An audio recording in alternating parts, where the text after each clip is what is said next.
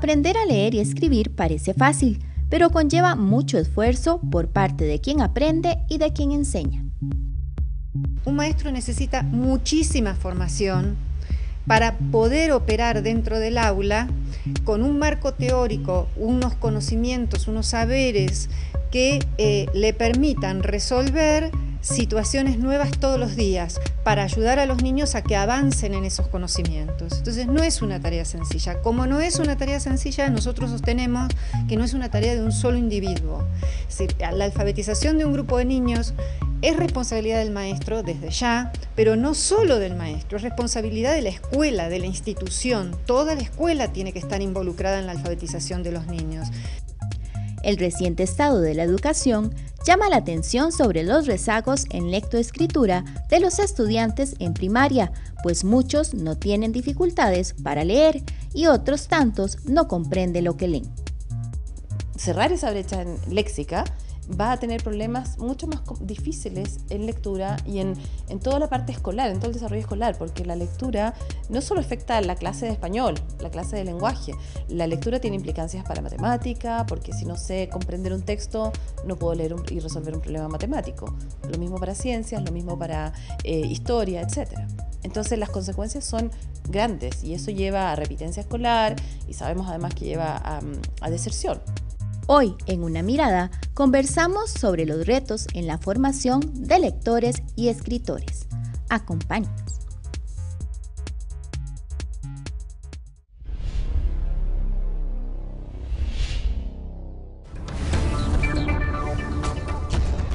Hola, ¿qué tal? Bienvenidos a una edición más de Una Mirada, el programa de la Universidad Nacional y del CINAC S.A. Mi nombre es Maribel Quiroz Jara y en esta oportunidad vamos a hablar sobre un tema que a mí me encanta, la formación de lectores y escritores, porque no hay nada como el placer de la lectura, el placer de escribir por el gusto de hacerlo y definitivamente nuestros niños y niñas y adolescentes pues tienen que aprender a disfrutar de esto porque abre un universo de oportunidades increíbles. Las personas que gustan de leer y escribir saben a lo que me refiero. Vamos a hablar de este tema con la participación hoy de Silvia Segura Esquivel, quien es académica del Centro de Investigación y Docencia en Educación CIDE de la Universidad Nacional. Bienvenida a Una Mirada. Bienvenida, gracias. También está con nosotros Marielos Murillo Rojas, quien es académica de la Universidad de Costa Rica. Gracias por estar con nosotros. Muchas gracias a usted. Además está con nosotros Marta Eugenia Sánchez González, quien es la presidenta de la Asociación Costarricense Consejo de Lectura en Costa Rica y quien también trabajó para la Universidad Nacional. Mucho gusto tenerla de nuevo aquí, Marta. Muchísimas gracias, Maribel, por esta invitación. Además está con nosotros Richard Navarro Garro, quien es asesor nacional de español de primaria del Ministerio de Educación Pública. Bienvenido a Una Mirada. Muchas gracias, Maribel. Sí, cuando nosotros vimos este tema, en definitiva, para la gente que le gusta leer y escribir,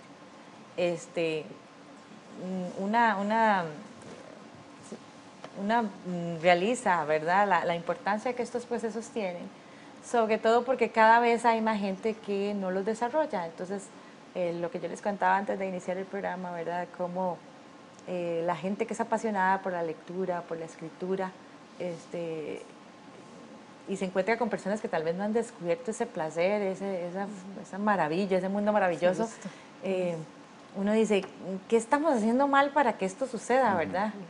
Y definitivamente, pues, como ustedes mencionaban antes del programa, viene de mucho más allá que de aprender a leer y escribir en primer grado.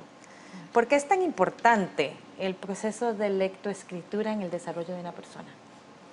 Bueno, podemos pensar que los procesos de lectura y escritura nos permiten conocer este mundo, comprender el mundo, nos abren una ventana a todas las experiencias que el exterior nos presenta. Y tenemos que ver que la adquisición de estos procesos se inicia desde muy temprano, no en la escuela, sino que se inicia básicamente desde que el niño está está formando, desde que el niño está en el vientre materno. ¿Por qué? Porque la madre le lee al niño, le canta. Es parte de esa preparación que podríamos llamar hacia los procesos de lectura y escritura. Podemos ver que se conversa mucho y se habla mucho de alfabetización emergente. ¿Por qué? Porque es una atención que se le da al niño desde pequeño. y podemos ver que hay muchas ideas, hay muchos materiales que nosotros podemos manejar para que los niños se vayan familiarizando con los textos. Podemos ver que no solo se lee el código escrito, sino que también se leen imágenes. Claro. Y que la lectura de imágenes viene a ser quizá el primer paso en este proceso. De hecho, en tiempos como estos, que llaman el siglo de la imagen, el tema audiovisual es muy, muy, muy importante.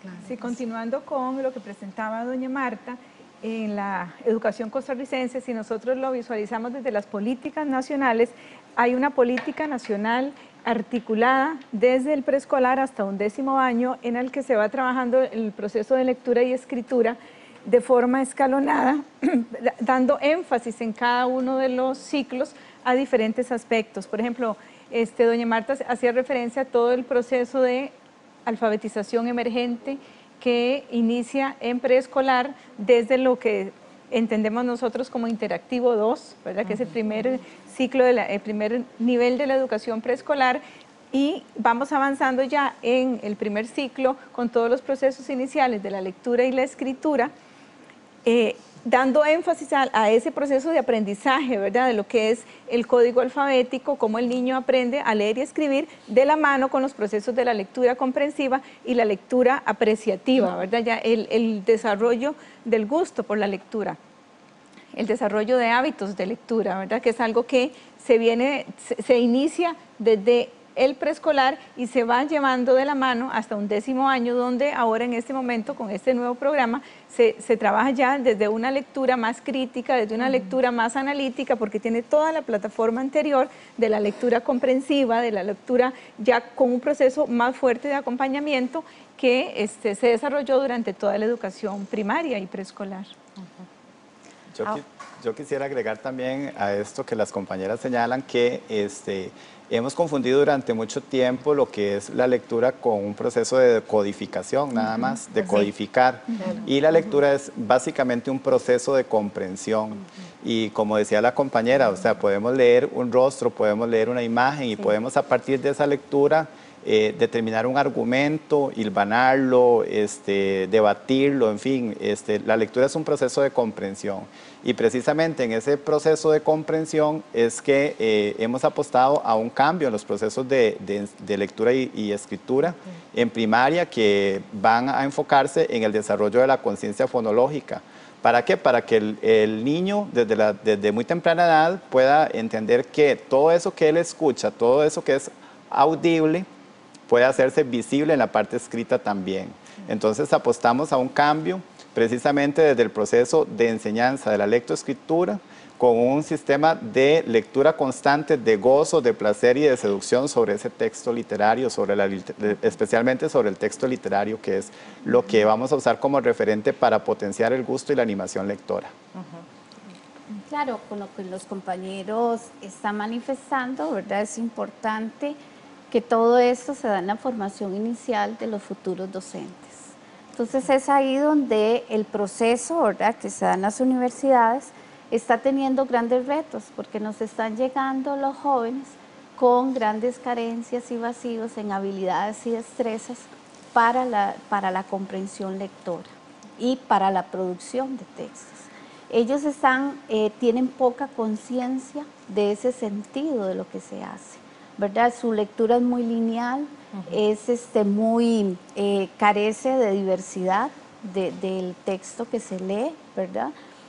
Apuestan más a una lectura tecnológica, que si bien no está mal, hay un detonante que es el que ya no está presente la poesía, ¿verdad?, ni el cuento tan siquiera en los jóvenes, y ellos no buscan tampoco relacionar con sus propios conocimientos previos o con su experiencia de vida, ¿verdad? Entonces no hay un diálogo con la lectura, no hay tampoco una oposición tampoco, muchísimo menos el disfrute.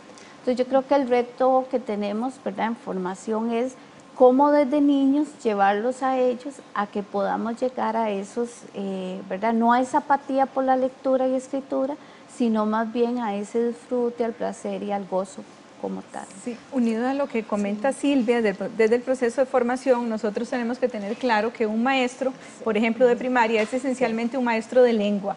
¿Por qué? Porque el área fundamental y la que articula es el área de lengua. Y si nosotros lo vemos desde el punto de vista de carga horaria, el maestro de primaria tiene 10 lecciones de español. Y como lo visualizamos en nuestra educación, dentro del área español ubicamos la lectura, aunque la lectura forma parte de todo el currículum escolar. Entonces, si el maestro de primaria es básicamente un maestro de lengua, la formación en lengua tiene que ser muy, muy rica, muy, muy amplia. No podemos pensar que los currículums de formación estén comprendan únicamente 1, 2 o 3 cursos de lengua. Deben leer literatura, deben leer cuento, poesía, ensayos, diferentes tipos de textos para que tengan ellos un corpus de referencia en su formación, para que luego puedan hacer un buen modelo de lectura con sus estudiantes, ¿verdad? Claro que sí. Sí, es que en esta parte es fundamental el rol del maestro, porque al menos Emilia Ferreiro, una gran investigadora, ella hizo su tesis doctoral con Jean Piaget en la Universidad de Ginebra, y podríamos hablar de un antes y un después a partir de los trabajos de Emilia Ferreiro en la atención de los procesos de lectura y escritura. Y ella plantea en un documento, en una entrevista que se le hizo ya hace varios años, lo siguiente, nos dice: si los docentes no leen, son incapaces de transmitir el placer de la lectura. Entonces quizá a nosotros nos ha motivado la lectura desde niños, desde pequeños, porque vimos un ambiente lector, vimos a un papá leyendo, a una mamá escribiendo recetas de cocina, que ese es el principio, la motivación para ver, bueno, ¿qué significa eso, verdad? Y podríamos ver que entonces, a partir de ahí, de ese ambiente familiar, luego nos trasladamos a un centro educativo. Pero el maestro es el que nos motiva en ese centro educativo. Son estos dos espacios los que nos están formando, básicamente. Entonces, en esos dos espacios tenemos que encontrar motivación para leer. Es todo un proceso esto de la formación de niños, niñas y adolescentes lectores y escritores. De eso vamos a hablar en el siguiente bloque de Una Mirada. Quédese con nosotros que ya volvemos.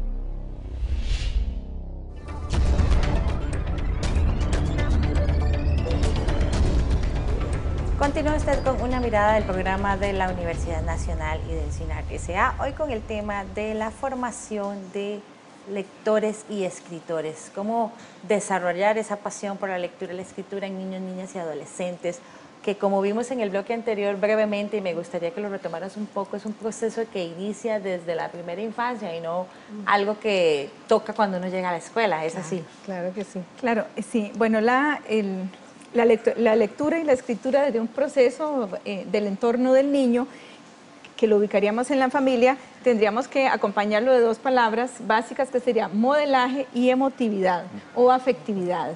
Entonces, la lectura y la escritura surge en el ambiente familiar como parte de las actividades cotidianas que realiza la familia, los hermanos, los padres, los tíos, los abuelos con el niño. Cuando le leen al niño, comparten con los niños la lectura que están realizando del periódico, una novela, un cuento infantil, un poema, o sea, la lectura de los textos que tienen a su alrededor.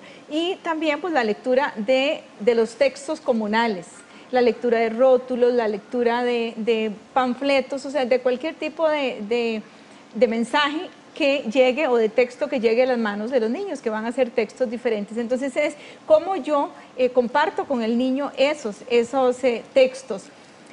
Cuando el niño se sienta o el adulto se sienta con el niño a leer al niño, se comparte más que el libro, más que el texto en sí, se comparte el momento, la afectividad, la forma de transmitirlo.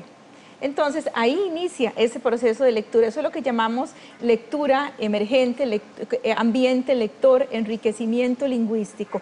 Y el niño con ese input, ¿verdad? Con esa ya experiencia, entra al ambiente escolar.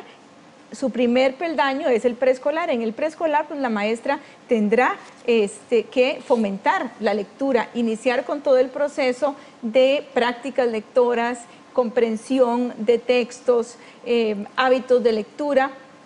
El programa oficial del Ministerio de Educación tiene dentro de sus orientaciones metodológicas una muy importante para nosotros, que es que el docente debe leer de 5 a 10 minutos diarios al niño.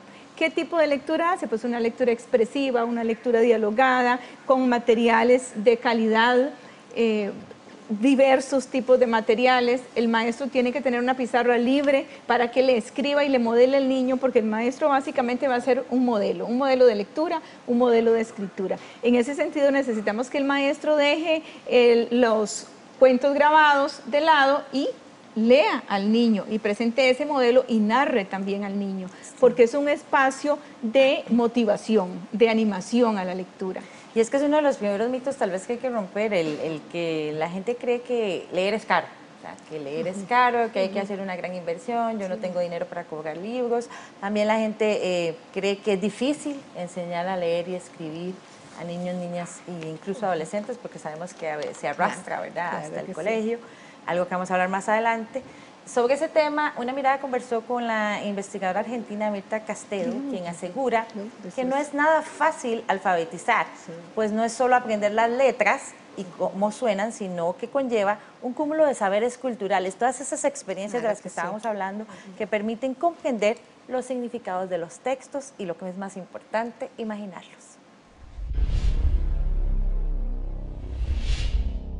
Bueno, a ver, hay algunos investigadores y especialistas en el tema que sostienen que alfabetizar es fácil y hay algunos que sostenemos que alfabetizar es difícil.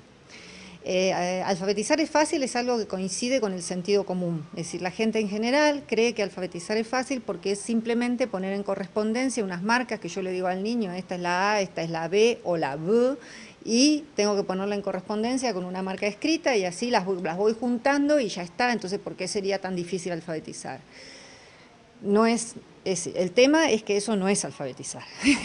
El tema es que eso podría ser enseñar las letras, tal vez, pero no necesariamente permite que todos los niños entiendan la complejidad de nuestro sistema de escritura, que además es un sistema que opera en torno a una cultura escrita, que no es una sola, sino que son muchas culturas escritas.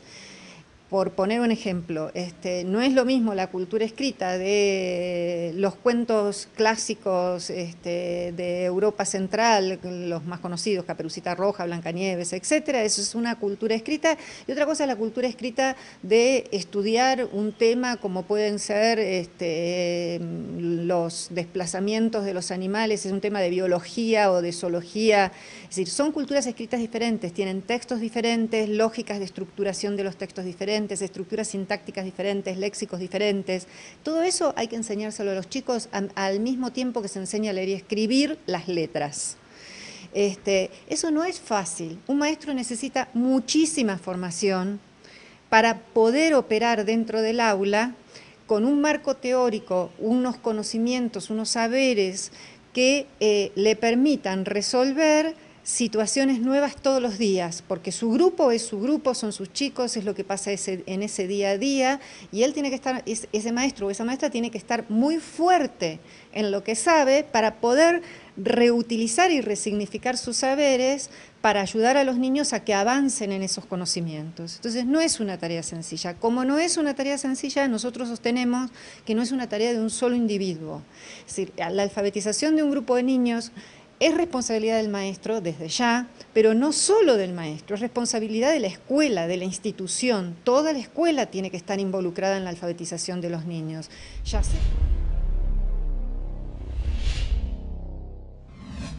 Es que sí, definitivamente el tema de aprender a leer y a escribir debe verse más como una aventura, como desarrollar una serie de capacidades y no como una obligación. Claro que sí, como un disfrute. Es más importante. Y en realidad, como lo plantea muy bien la doctora Mirta Castedo, no es una tarea fácil. ¿Por qué? Porque nosotros tenemos que construir abordajes pedagógicos acordes con las necesidades e intereses que los niños nos están planteando. Hoy día, cuando vemos que los niños pequeños ya nos dicen, esta es la A, o comienzan a escribir su nombre, o se interesan por saber qué significan, en palabras de la doctora Ferreiro, como lo mencionaba anteriormente, las arañitas que hay aquí, ¿verdad? Ellos se preguntan, bueno, ¿y qué significa eso, verdad? Tenemos que estar en capacidad de explicarles qué es el código escrito y que él lo va a ir adquiriendo. Pero para que adquiera el código escrito, primero él tiene que estar inmerso en un mundo lector. Y para ello facilitarle libros, y no libros costosos, sino que también les podemos facilitar suplementos del periódico, propaganda que vienen muy lindos, a veces afiches, y que en ese sentido... Ir a la biblioteca pública también. Claro que sí, un autor español nos dice que son materiales que nosotros podríamos utilizar fácilmente.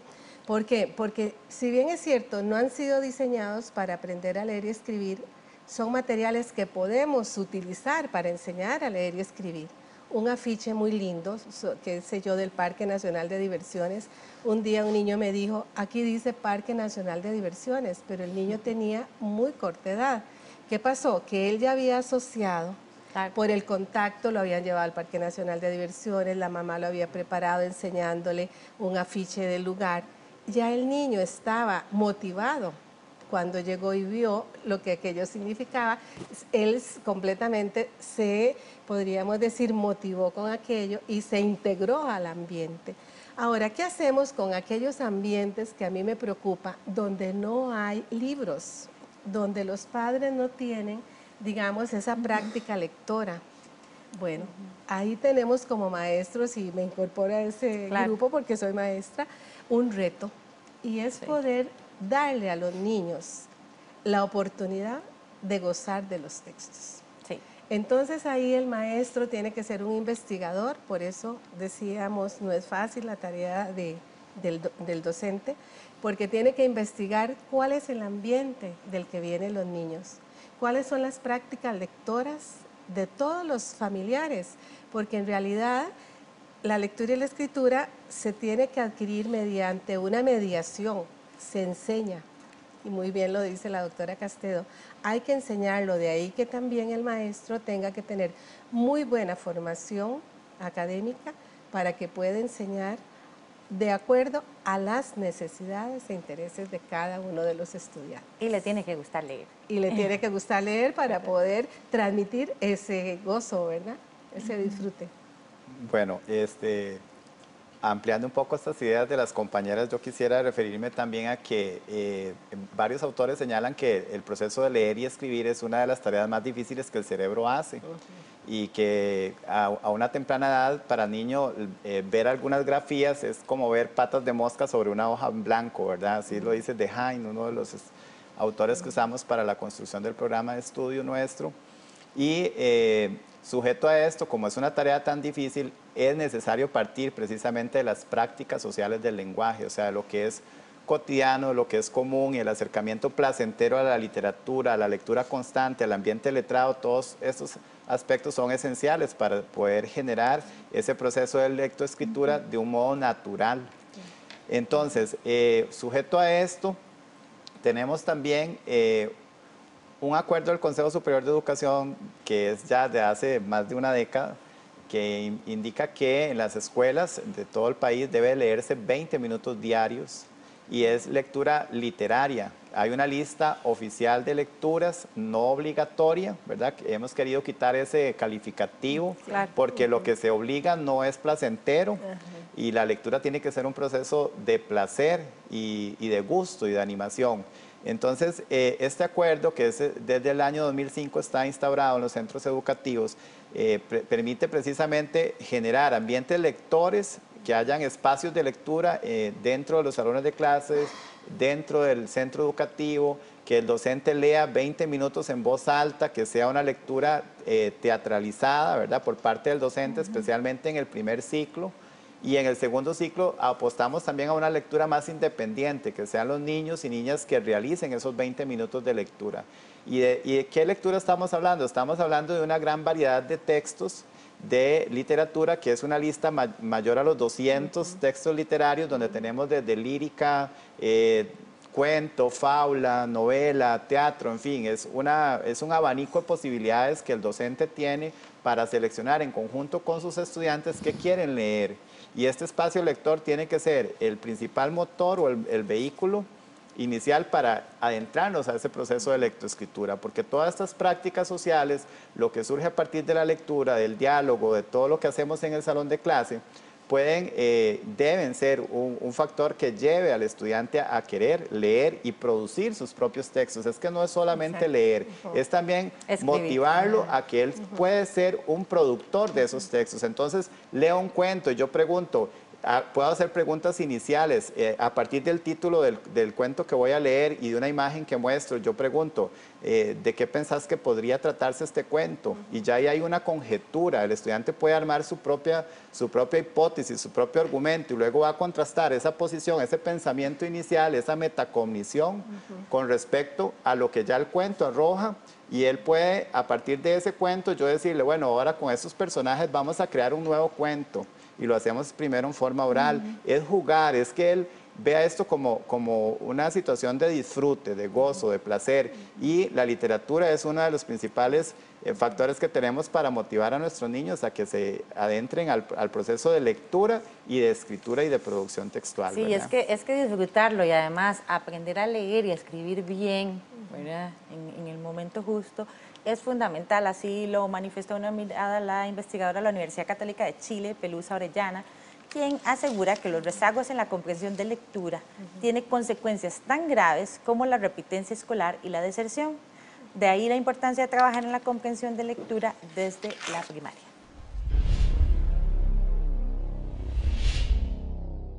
A ver, en la adquisición de la lectura para la comprensión, como hablábamos anteriormente, intervienen una serie de procesos. Está, por ejemplo, todo lo que está a nivel fonológico, el desarrollo del conocimiento acerca de los sonidos que componen una palabra y cómo se segmentan, cómo se integran, etcétera. Hay conocimientos de vocabulario, está la comprensión, está la fluidez y está la decodificación. Si esos procesos no se desarrollan en forma armónica a lo largo de estos primeros años de etapa escolar, cada uno de ellos produce un rezago, un retraso lector. Entonces, estos retrasos son acumulativos.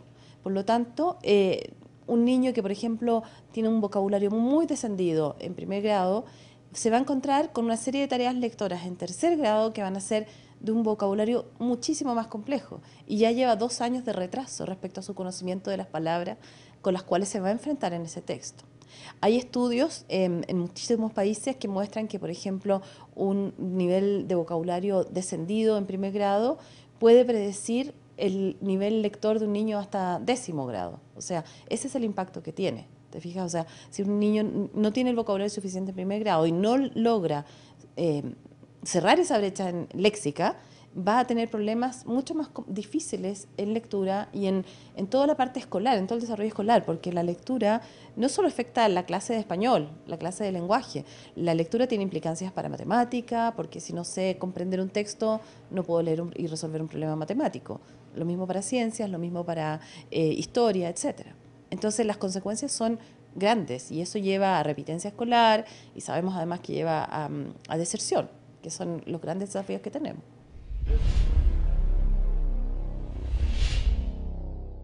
Qué buena es, ¿verdad? Y lo importante aquí también de tomar en cuenta al hablar de este proceso es que no se detiene con la escuela, que es lo que la mayoría de gente sigue hacia la secundaria y cumple un rol igualmente importante. Claro, por ejemplo, continuando con lo que presentaba Richard con la política de fomento a la lectura del Ministerio de Educación, este nuevo programa de español de secundaria que se denomina Lenguaje y Comprensión de Lectura. Creo, si mi memoria no me falla, retoma este tiempo diario para la lectura y entonces designa para cada año, para 7º, 8º, 9º, 10º y 11º, un tiempo para la lectura, iniciando en 7º con 30 minutos y terminando con 11º con 70 minutos. Claro, ya pasamos de una lectura que en primaria estaba incluida dentro del currículum, ¿verdad? Y de la jornada escolar, a una lectura ya que la vamos a hacer en nuestro tiempo libre. Entonces ahí el reto está. Vamos a continuar con este parámetro de tiempo porque realmente tenemos un parámetro de tiempo importante que inicia en preescolar y culmina en un 10º año, pero ya le damos la independencia del muchacho, de que sea un lector autónomo y que lea en su tiempo libre sin un control tan definido, ¿verdad?, como el que teníamos en la escuela primaria, ¿verdad?, que eso es importante. Ahora, el reto es cómo va a lograr el docente, ¿verdad?, para que el estudiante logre ese nivel de autonomía y de gusto por la lectura. Claro que como en Costa Rica trabajamos con programas articulados, la base ya se trabajó en primaria, como lo presentaba ahora el compañero, y en secundaria pues vamos recibiendo la cosecha, ¿verdad? Esa viene siendo la idea, porque a nivel de programación curricular, la lectura es el centro. Es el eje de la programación curricular. La lectura y la escritura son los ejes de la programación curricular en la educación costarricense. Sí, yo quisiera aportar dos aspectos importantes. Y si queremos aficionar, por así decirlo, para leer y escribir a los niños y a los jóvenes y docentes, hay que recordar que tenemos que tener claro que qué leemos, ¿verdad? Claro. Esa implicación de lo que toda lectura tiene es cultural, político, social, ideológico, ¿verdad? Bien lo decía Freire, va más allá de un bla, bla, bla, sino que es leer el mundo, es muy cultural. Entonces también y decía un autor español, José María Toro, él dice, ¿cómo le leemos a los niños? ¿Verdad? Si queremos leerles todos los días, es cómo lo hacemos. Porque él decía, si lo leemos fríamente o le ponemos emoción, le ponemos pasión. Y creo que el reto nuestro no es solamente con que lean, sino en los niños o jóvenes, es que el maestro debe leer, el padre de familia debe leer, la sociedad debe leer. Entonces creo que es leer el mundo, leer el consigo mismo, el interactuar con nosotros, ¿verdad? Es compartir la vida. Sí, y en esto, como ustedes han destacado a lo largo del programa, el papel de la familia, pero también del docente es fundamental. Vamos a hablar de este tema en el siguiente bloque. Quédese con Una Mirada, que ya volvemos.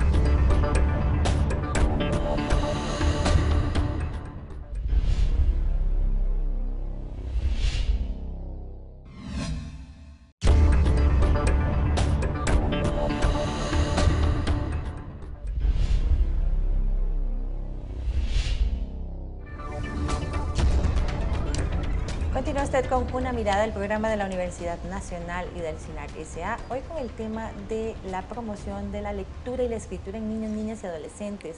Un disfrute del que nadie se debe negar, porque además repercute en todas las áreas de la vida de una persona. Al respecto, a lo largo del programa hemos hablado, bueno, ya ha quedado como bastante claro el tema fundamental que tiene el papel de la familia en el desarrollo del gusto por la lectura y la escritura, pero definitivamente ¿verdad? La influencia, el papel de las y los docentes es fundamental, porque es en el ámbito escolar pues donde se desarrolla esto de manera formal, tanto en primaria como secundaria. Sin embargo, el último informe del Estado de la Nación, del Estado de la Educación, perdón, del Consejo Nacional de Rectores, hace un llamado en el sentido de que hay una deficiencia en la formación de los docentes en esta materia de lectoescritura, y también sobre la baja calidad de los ambientes de aprendizaje, que aunque hay conciencia en las y los docentes sobre la importancia de promover el hábito de la lectura y promover que los chicos y las chicas escriban, no se hace. Y se queda más en el nivel de que hay que hacerlo porque está en el currículo, porque está en el programa, y no porque es algo que tenemos que disfrutar y fomentar como una herramienta, como una habilidad más que va a tener un impacto muy positivo en el desarrollo de niños y niñas y adolescentes. Sí, en ese caso, ¿verdad? Datos del Estado de la Educación refleja que hay una serie de limitaciones que se están dando. Si bien la Universidad Nacional tiene una trayectoria muy amplia en el aporte que le hace a la sociedad costarricense, lo menciona el Estado, que el 13% de los docentes son de la Universidad Nacional, que nuestra carrera específicamente, la de primer y segundo ciclo, es acreditada del 2002, siendo una de las primeras en este campo. La mayoría de los docentes son de universidades privadas. Y también hay una escasa cantidad de universidades o carreras acreditadas. Esto quierase o no, implican la calidad de los profesionales que están al frente de estos procesos. Tenemos también que el ministerio se limita de una vez a contratar, por supuesto, a profesionales que tienen pues un amplio sentido de responsabilidad.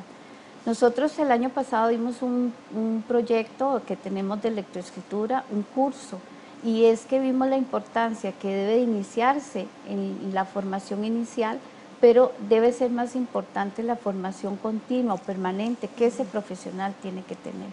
El profesional debe de replantearse la labor que hace en estos procesos, porque no puede solo, usted lo indicaba, el ambiente es muy importante, ese contexto al que llega, y lógicamente que nosotros tenemos una gran responsabilidad como universidad, pero también el mismo docente, lo conversábamos antes del programa, el mismo docente es el que debe buscar esa actualización, el estar en constante cambio, ser un docente más investigador, formar ideas más interdisciplinarias, ir con grandes retos, ¿verdad?, para que pueda salir, ¿verdad?, consideraría yo, a enfrentar los procesos de lectura y de escritura desde otra mirada.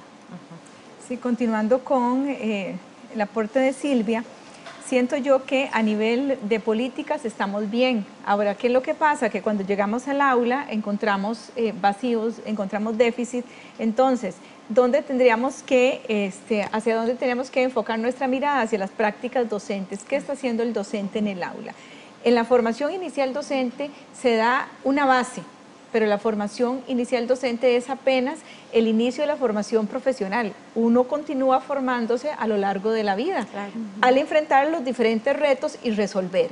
Bueno, ¿cómo desde la formación docente educamos o formamos a nuestros futuros docentes para que ellos salgan con esa intención de continuar formándose? Ahí es donde por ahí podríamos sembrar una semilla. Y la otra es cómo nos organizamos a nivel de país para dar realmente un buen programa de formación en servicio organizado entre universidades, Ministerio de Educación, y aquí yo digo universidades porque no solamente las universidades públicas, las universidades privadas en alguna medida tienen que colaborar. ¿Por qué? Porque están formando el mayor número de profesionales de este país. Entonces, tendríamos que organizarnos como sociedad para acompañar a esos docentes e inyectarles un sentido de compromiso. Porque aquí la palabra clave es compromiso. ¿Qué compromiso tengo yo con esos niños que tengo ahí para poder desarrollar a plenitud las políticas nacionales que están en los programas? Ahí es donde está el asunto. Lo que estamos discutiendo aquí hoy es la lectura y la escritura, pero hay muchas otras cosas más que se dejan de hacer, ¿verdad? Y entonces, claro, tenemos que ver cómo colaborar. Ahí enlazándolo con lo que decía la doctora Pelusa sobre los niños que no aprenden a leer y escribir como otros de una forma rápida y que pueden quedar rezagados en primer grado, segundo grado.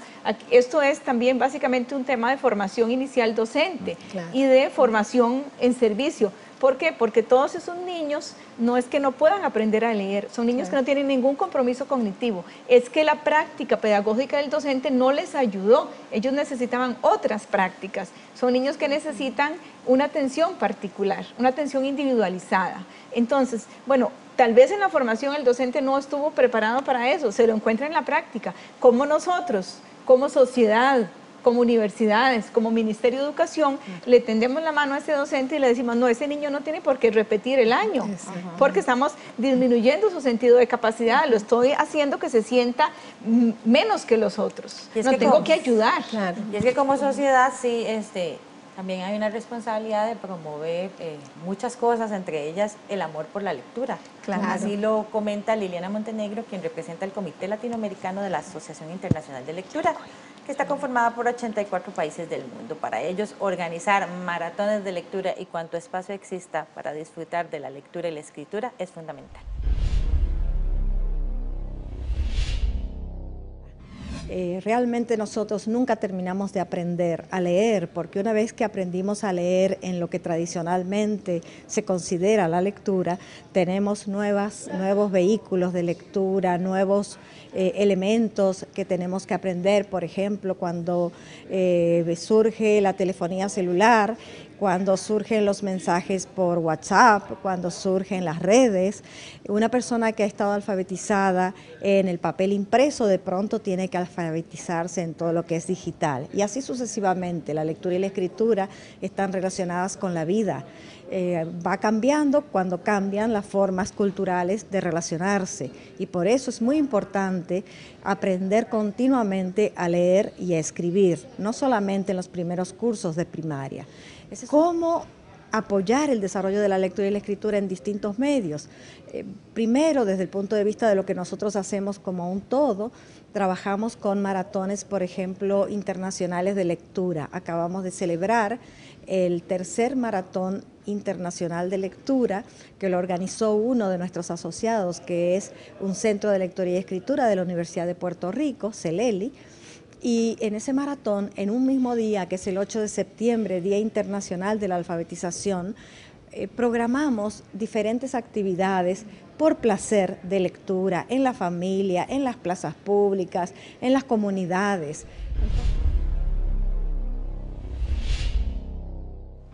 Todo un reto como país, esto es de promover el amor por la lectura y la escritura. Sí, en realidad aquí podríamos analizar varias cosas a la vez.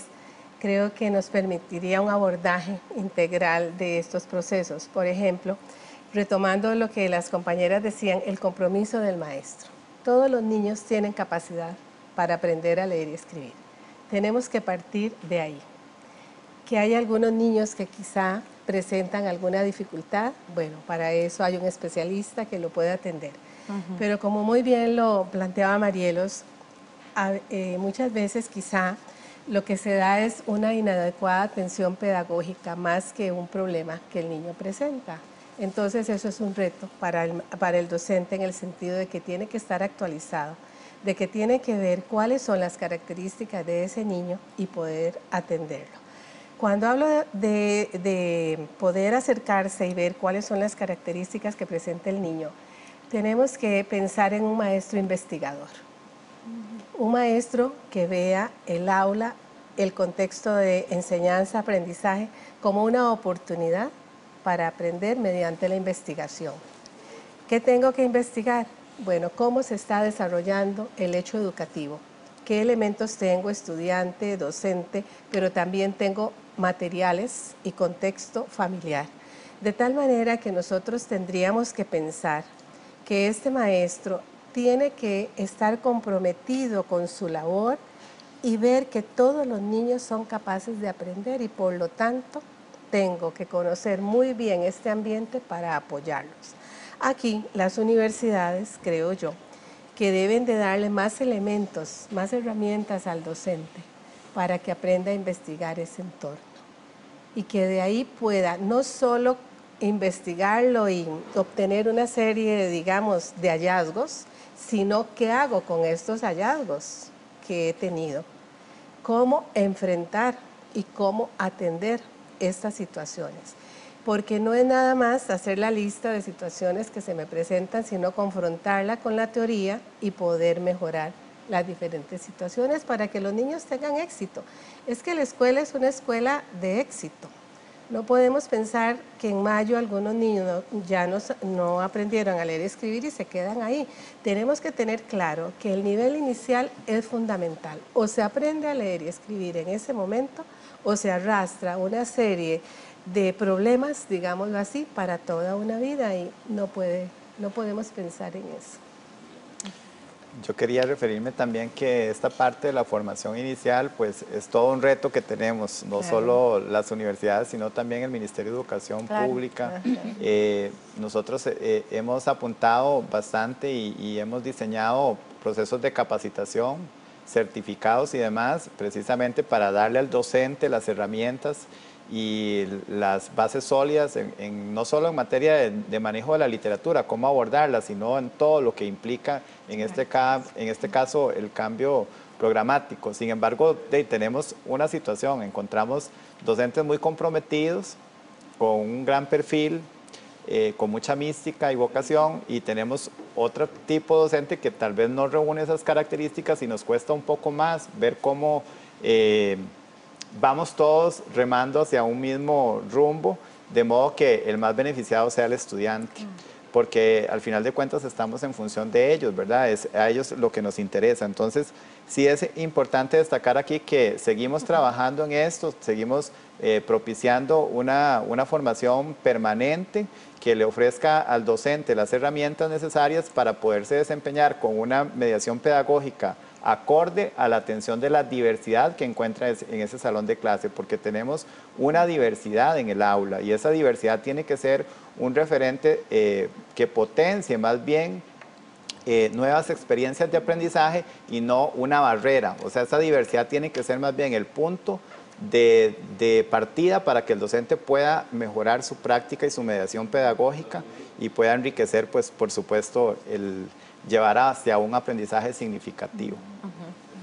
Claro, es importante mencionar también, ¿verdad?, que si no logramos estos procesos, si no logramos unirnos como país, ¿verdad?, porque realmente involucra a todos, sí, lo que vamos a tener a muy corto o mediano plazo son un índice de analfabetismo. Claro. ¿Por qué? Porque es algo que dará para otro programa, sí, pero sí, la situación en Costa Rica a veces es como ocultar, ¿verdad? Ocultar la situación que tenemos. Porque desde la universidad el proyecto atiende los procesos de alfabetización a personas adultas y cada día lo que más me asombra o me preocupa es que la lista de personas aumenta y lo otro es que cada día aumenta en personas más jóvenes. Sí. Yo consideraría que tener adultos mayores en el proceso está bien, fue un momento histórico, fue un proceso que vivieron, pero tener a gente en este momento con 20 y algo de años o 30 años, estaríamos en una, más bien que si no hacemos algo ya, ese es el resultado que tenemos a futuro. Un reto muy importante y definitivamente un tema del que tendremos que conversar más adelante. Claro que sí. Muchísimas gracias a ustedes por acompañarnos en este espacio. Se nos acabó el tiempo, pero en definitiva nos ha quedado un gran llamado a que desde la familia, desde el centro educativo y que como país tomemos más acciones. Yo sé que tenemos la normativa, pero tenemos que hacer que la gente se comprometa con ella, ¿verdad? En las casas, en los centros educativos, en las comunidades, para que niños, niñas y adolescentes desarrollen esa pasión por la lectura, por la escritura y pues tengan un futuro más prometedor. Muchísimas gracias a ustedes por acompañarnos, a ustedes por estar con nosotros una vez más. Busque más información sobre este y otros programas de Una Mirada en www.una.ac.cr o en nuestros perfiles de Facebook, Twitter o YouTube. Muchas gracias por acompañarnos. Les esperamos la próxima semana con más aquí en Una Mirada. Hasta pronto.